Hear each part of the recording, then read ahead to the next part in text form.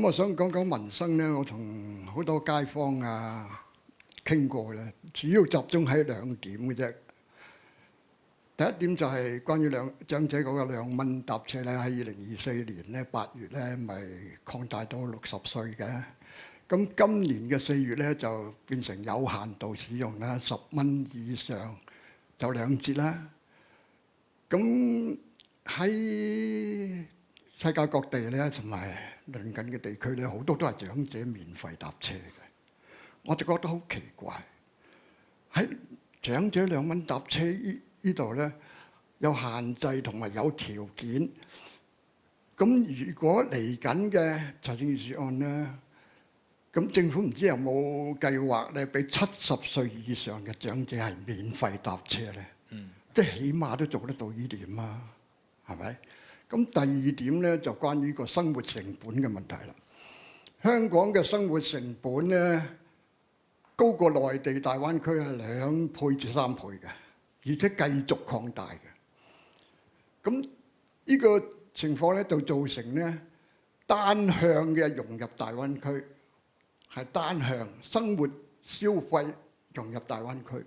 咁大家都睇到啦，好多人北上啦，假期北上啦，嚴重影響到香港嘅營商環境嘅。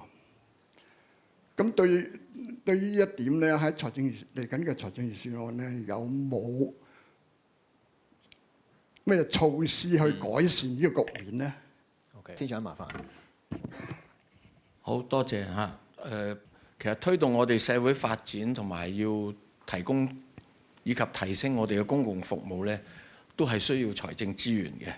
咁大家知道咧，喺過去幾年因為經歷過疫情，咁咧喺當時候咧，我哋要應對呢個休克式嘅衝擊，要保就業，要保企業，同時間嗰陣時咧就紓解民困咧。我哋嗰段時間係用咗唔少錢，出現一定嘅赤字，連續幾年。咁呢個亦都係點解咧？就係舊年喺預算案，我哋提出要加強版嘅財政整合計劃，而呢個加強版嘅財政整合計劃咧係以節流唔係削減，而係減少嗰個公共開支嘅增長個速度作為主，開源作為輔。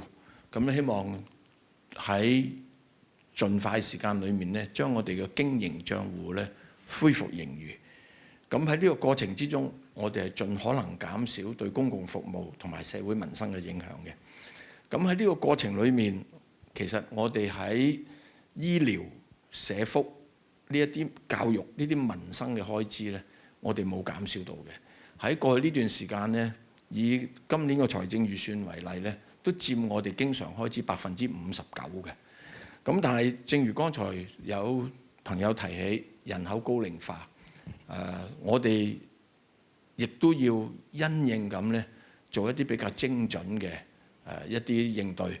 咁喺呢個過程裏面，係強調一點咧，就係能者共負，亦都喺同時間裏面咧，保障我哋一般市民嗰個需要係受到適當嘅照顧。咁呢個原則咧係冇變嘅。2蚊乘車計劃咧，知道大家都好關心嘅，呢個都好重要嘅。咁咧，所以就之前為咗呢個計劃，隨住人口高齡化可以持續咧，我哋做咗少少調整。咁咧就喺呢個過程裏面，亦都減少咗一啲以前出現嘅一啲濫用。咁呢個係一方面啦。至於剛才有提到70歲以上嘅朋友係咪可以免費搭車咁？咁呢方面咧，我哋整體再考慮啦。